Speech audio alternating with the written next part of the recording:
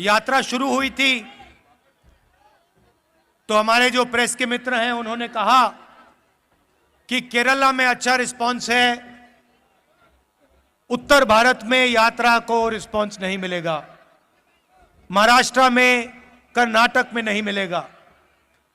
कर्नाटक में बीजेपी की सरकार है, कर्नाटक पहुंचे तो केरला से बेहतर रिस्पांस कर्नाटक में मिला। फिर मीडिया ने कहा कि भाई कर्नाटक में मिल गया रिस्पांस, महाराष्ट्र में नहीं मिलेगा। मेरा महाराष्ट्र पहुंचे, कर्नाटक से बेहतर रिस्पांस। उसके बाद कहते हैं मध्य प्रदेश में बीजेपी की सरकार है, नॉर्थ इंडिया है, वहां पे तो सवाल नहीं उठता, वहां पे लाखों लोग आ गए बाहर सड़कों पे, गांव के गांव, शहर के शहर बाहर आ गए। फिर कहते हैं हां मध्य प्रदेश में रिस्पांस मिल गया, हरियाणा में नहीं मिलेगा। और हरियाणा ने बाकी सब प्रदेशों को दिखा दिया कि हरियाणा क्या है और हरियाणा क्या कर सकता है।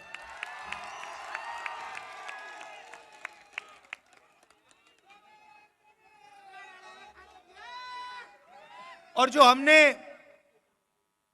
नफरत मिटाने की बात की,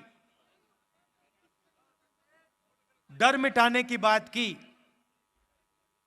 वो सचमुच हमें इन सड़कों पे आपने दिखाया है। इस यात्रा में किसी ने गलत तरीके से किसी से बात नहीं की। कोई गिरा, चाहे हिंदू हो, मुसलमान हो, सिख हो, ईसाई हो, मैंने अपनी आंखों से देखा। जैसे ही गिरा, यात्रा ने उस व्यक्ति को अपने गोद में लिया। किसी ने नहीं पूछा भाई तुम हिंदू हो, मुसलमान हो, सिख हो, ईसाई हो, कौन सी जात के हो, ना। जैसे ही कोई गिरा, वैसे ही पूरी यात्रा ने,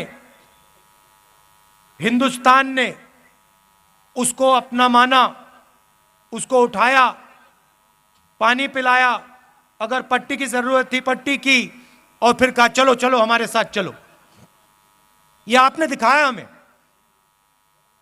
और यह नई चीज नहीं है। यह आपका जो प्रदेश है, यह सदियों से देश को यही दिखा रहा है। महाभारत की जमीन है, कौरव पांडवों की जमीन है। जो उस समय लड़ाई थी, बात लोगों को अभी समझ नहीं आ रही है, मगर जो उस समय लड़ाई थी वही आज लड़ाई है। लड़ाई किसके बीच में है?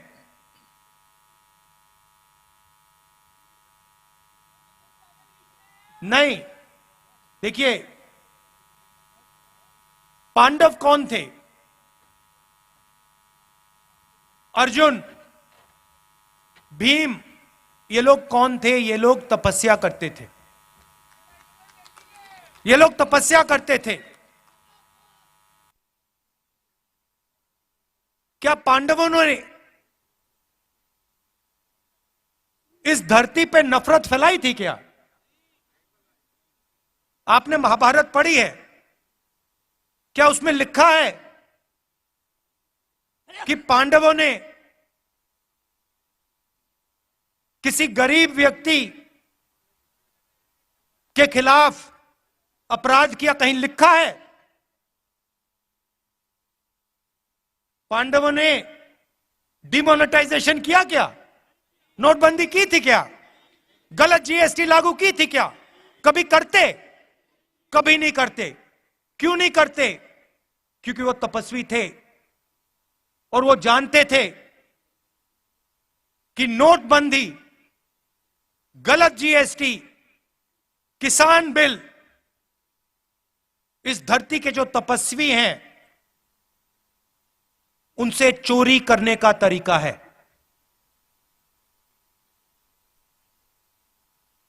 एक तरफ तपस्वी थे, 5 थे, दूसरी तरफ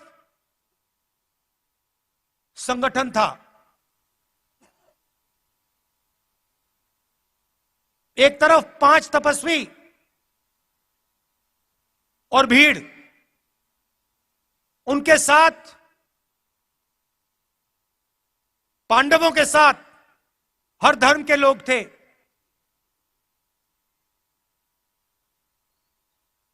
जैसे यहां पे यात्रा चल रही है, इसमें कोई ये नहीं पूछता भैया कौन हो, कहां से आए हो। मोहब्बत की दुकान है ये। पांडवों ने भी, आप याद रखिए, आप याद रखिए, पांडवों ने भी अन्याय के खिलाफ काम किया था। पांडवों ने भी नफरत के बाजार में मोहब्बत की दुकान खोली थी। देखिए पुलिस वाले सिर हिला रहे हैं, देखिए मुस्कुरा के सिर हिला रहे हैं पुलिस वाले, समझते हैं ये। भैया कैमरा इस साइड मत दिखा देना, फंस जाएंगे, गलती से भी मत दिखा देना। कौरव कौन थे भैया? कौरवों के हाथ में 21वीं सदी के कौरव बता देता हूं। 21वीं सदी के कौरव हाफ पैंट, खाकी हाफ पैंट पहनते हैं, हाथ में लाठी लिए होते हैं और शाखा लगाते हैं। उनके साइड में, उनकी तरफ हिंदुस्तान के 2-3 सबसे अमीर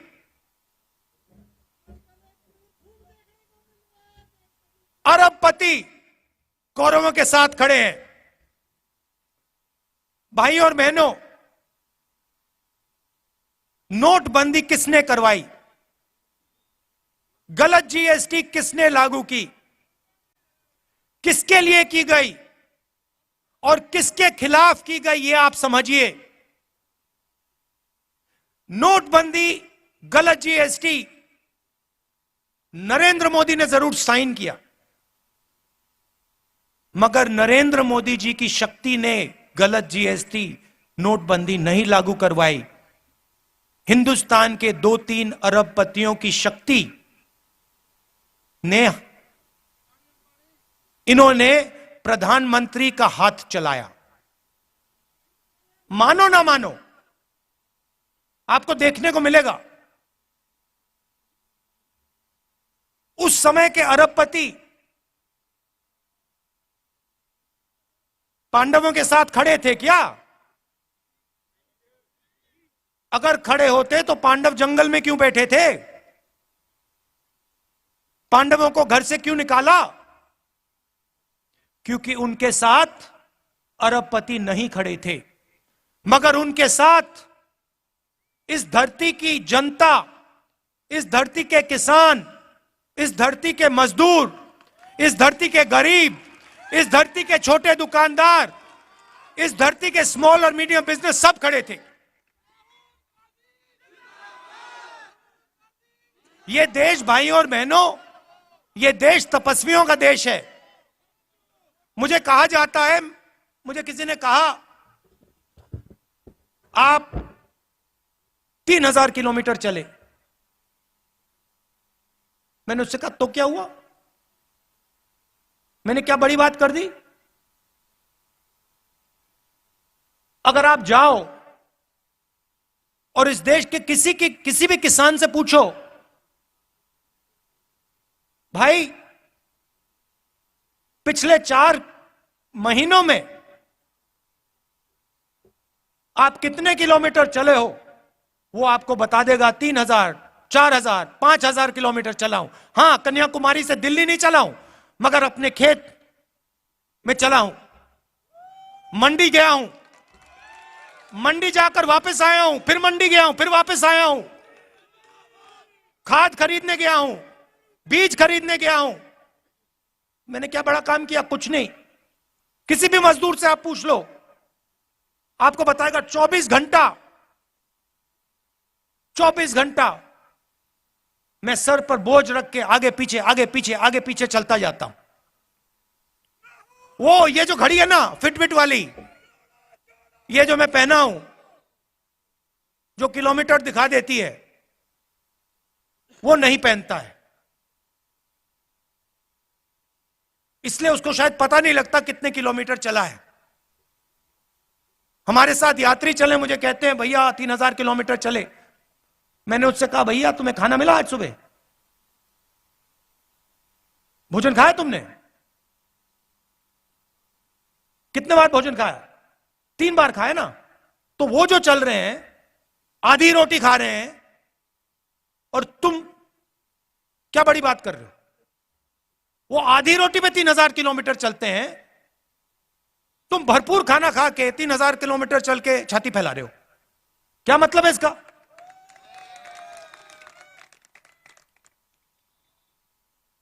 फिर ये मेरी टी शर्ट के पीछे पड़ गए।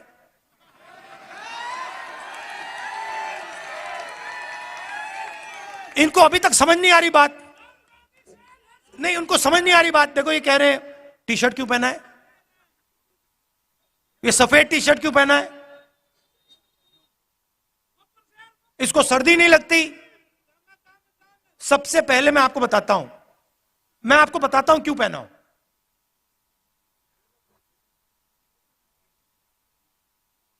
यात्रा शुरू हुई, केरला में भयंकर गर्मी, ऐसा लग रहा था भैया टी शर्ट उतार दो।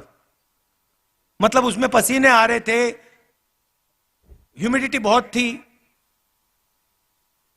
केरला में काफी मतलब गर्मी लगी। फिर मैं मध्य प्रदेश में गया, थोड़ी ठंड होने लगी, थोड़ी सी मतलब ज्यादा नहीं। सुबह सुबह क्या हुआ, 6 बजे हम निकलते हैं। सुबह सुबह 3 गरीब बच्चे मेरे पास आ गए, फटी हुई शर्ट थी। और जब मैंने उनको ऐसे पकड़ा, हाथ लगाया फोटो के लिए, फोटो लेना चाहते थे, एक इस साइड और एक साइड लड़कियां थी, एक इस साइड एक इस साइड। जैसे मैंने उनको पकड़ा, वो कांप रही थी, ठंड से कांप रही थी। और फिर मैंने देखा पतली सी शर्ट थी। उस दिन मैंने निर्णय ले लिया कि जब तक मैं नहीं कांपूंगा मैं टी शर्ट पहनूंगा। जब कांपना शुरू हो जाएगा, जब मुझे अच्छी मतलब ठंड लगने लगेगी, जब जबरदस्त कठिनाई होगी, तो फिर मैं स्वेटर पहनने का सोचूंगा, मगर उससे पहले नहीं करूंगा।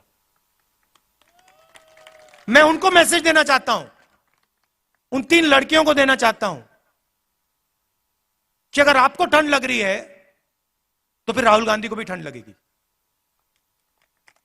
जिस दिन आपने स्वेटर पहन लिया, उस दिन राहुल गांधी स्वेटर पहन लेगा। नहीं नहीं नहीं, यह बात मत बोलो, ये फिर से आप गलत बात बोलना शुरू कर दो। महात्मा गांधी नहीं हूं मैं। आप नहीं, सुनो, ये मेरे जैसे इस देश में करोड़ों लोग हैं, ठीक है, करोड़ों लोग हैं। यहां पे क्या हो रहा है, यहां पे काम कोई कर रहा है, तपस्या कोई कर रहा है। जैसे मैंने पांडवों की बात की, यहां पे युद्ध हुआ था, हजारों लोग मरे थे। वो क्यों हुआ था? क्योंकि उस समय हिंदुस्तान में जो काम कर रहा था,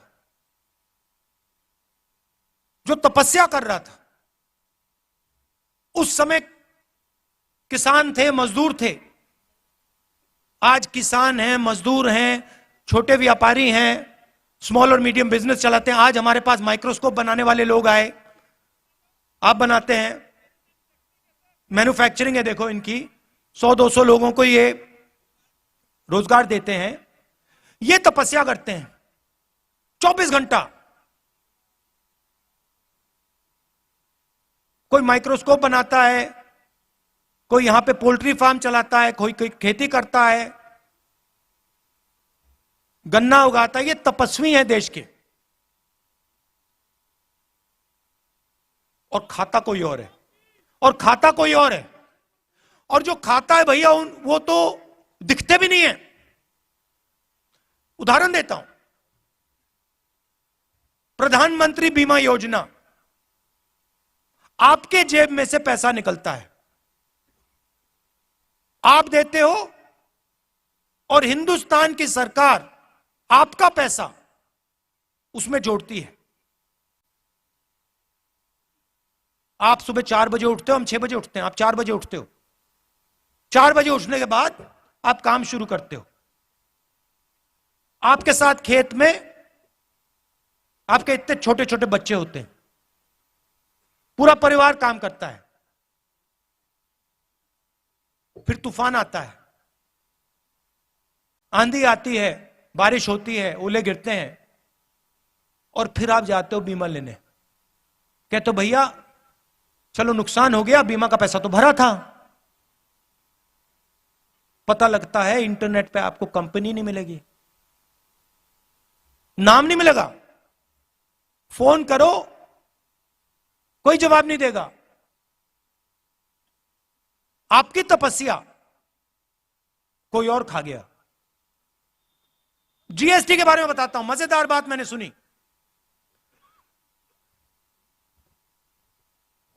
अगर आप, चाहे वो मैदा हो, गुड़ हो, अगर आप 25 किलो से कम मैदा गुड़ अपनी दुकान में बेचते हो, छोटे व्यापारियों की बात कर रहा हूं, अगर 25 किलो से कम बेचते हो तो आप पर जीएसटी लग जाती है। और अगर आप 25 किलो से ज्यादा बेचते हो आप पे जीएसटी नहीं। मतलब छोटे व्यापारी पे जीएसटी, अदानी पे जीएसटी नहीं।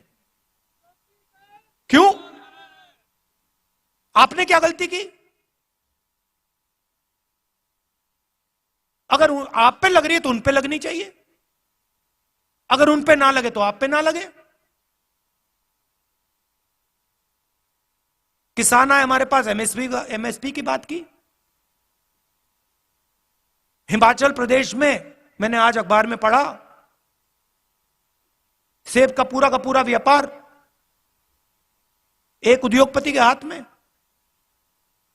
जम्मू कश्मीर जाएंगे, पूरा का पूरा सेब का व्यवहार उसी उद्योगपति के हाथ में। नहीं हुए भैया, क्योंकि शहीद जो होता है उसको शहीद का दर्जा मिलता है। पार्लियामेंट हाउस में मैंने बात उठाई, कांग्रेस पार्टी ने बात उठाई कि भैया ये 700 लोग शहीद हुए हैं, इनका नाम तो ले लीजिए पार्लियामेंट हाउस में, शहीद का दर्जा तो दे दीजिए। प्रधानमंत्री कहते कोई शहीद नहीं हुआ। हमने मौन करा दिया वहां पे, मैं खड़ा हो गया, मैंने कहा भैया हम तो मौन करेंगे। स्पीकर गुस्सा हो गया मुझसे, कहते देखिए पार्लियामेंट हाउस में जो 700 किसान शहीद हुए हैं उनके लिए 2 मिनट मौन नहीं रखा जा सकता है। हम जानते हैं कि शहीद हुए, उनके परिवार जानते हैं कि शहीद हुए, हिंदुस्तान की सरकार नहीं जानती, उनके लिए नहीं शहीद हुए। मगर वैसे मैं उनकी बुराई इतना नहीं करना चाहता, वो करने जो कर रहे हैं करने दो उनको। मैं क्या चाहता हूं कि जो तपस्वी है, चाहे वो किसान हो, मजदूर हो, छोटा व्यापारी हो, जो वो तपस्या करे, गीता में लिखा है। क्या लिखा है गीता में तपस्या के बारे में? बताइए भैया, आपसे ले रहा है। तपस्या करो और फल मत देखो। मगर गीता में यह नहीं लिखा है कि तपस्या करो और फल नहीं मिलेगा। तो गीता में लिखा है तपस्या करो, और यह देश तपस्या कर रहा है। और इस देश की सरकार को उस तपस्वी की मदद करनी चाहिए, उस तपस्वी की रक्षा करनी चाहिए। ऐसा हिंदुस्तान में देखना चाहता हूं। यात्रा का यही लक्ष्य है। यात्रा का लक्ष्य यह है, यात्रा देश को यह बता रही है कि आपकी तपस्या जाया नहीं जानी चाहिए। मैं जानता हूं कि जिस दिन हिंदुस्तान के किसान, मजदूर, छोटे व्यापारी, इनको इनकी तपस्या का फल मिल जाएगा, उस दिन इस देश के सामने कोई देश नहीं खड़ा हो सकता है। ये आप अपने मोबाइल फोन के पीछे देखो, इसमें लिखा है मेड इन चाइना।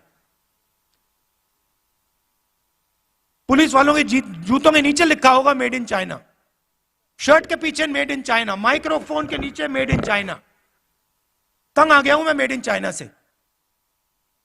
जहां देखो made in China, made in China. मैं चाहता हूं कि वहां पे बीजिंग में एक चाइना का युवा फोन देखे, उसमें लिखा हो मेड इन कुरुक्षेत्र। ले, ऐसा हिंदुस्तान चाहता हूं। और जो कुरुक्षेत्र में जिसने माइक्रोस्कोप बनाया, अंबाला, जिसने अंबाला में माइक्रोस्कोप बनाया, उसके जेब में चाइना के युवा के पैसे आए। यह चाहता हूं मैं। तो मगर सबसे पहला कदम डर और नफरत को मिटाने का है। देखिए, हरियाणा में युद्ध हुआ था, पांडवों ने डर और नफरत को मिटाने का काम किया था। जैसे मैंने कहा, नफरत के बाजार में मोहब्बत की दुकान खोली थी। और ये मैं नहीं कह रहा हूं, ये मत सोचिए कि मेरा नारा है। मेरा नारा नहीं, उनका नारा है। ये पांडवों का नारा है, ये पांडवों का नारा है, ये भगवान राम का नारा है, ये इस देश का नारा है। और हजारों सालों से यह नारा चल रहा है। ये कुछ नया काम नहीं किया मैंने। आखिरी बात कहना चाहता हूं, और यह आपको मालूम होनी चाहिए। देखिए, जब भी मैं चल रहा हूं, जहां भी मैं जाता हूं, राजस्थान में जय सिया राम, जय सिया राम।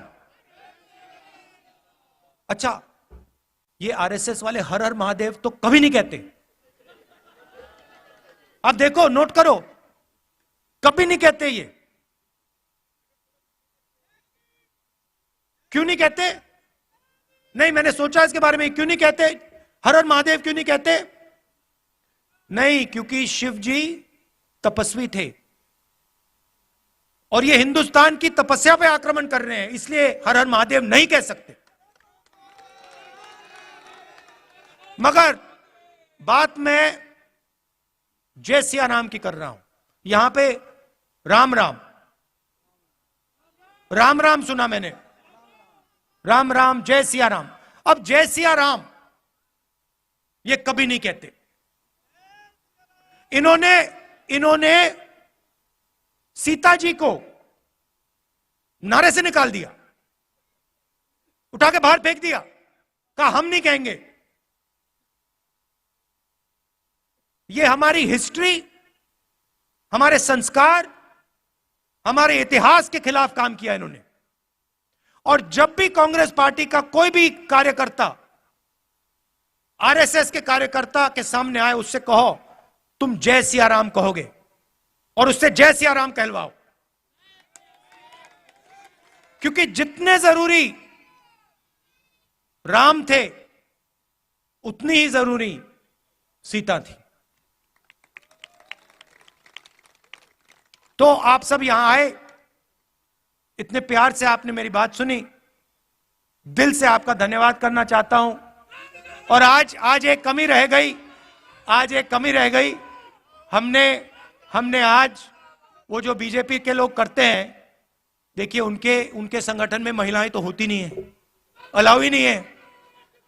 अभी तक नहीं समझ आया मुझे उनके संगठन में महिलाएं क्यों नहीं है, वो अलग बात है, मगर आज हमने पूरा दिन महिलाओं का कर दिया।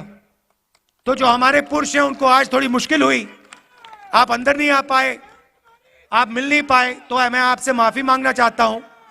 और कल दोनों स्त्री और पुरुष का दिन है, तो आप सब लोग आ पाएंगे और आपसे मिल सकेंगे। दिल से बहुत बहुत धन्यवाद। नमस्कार। जय हिंद।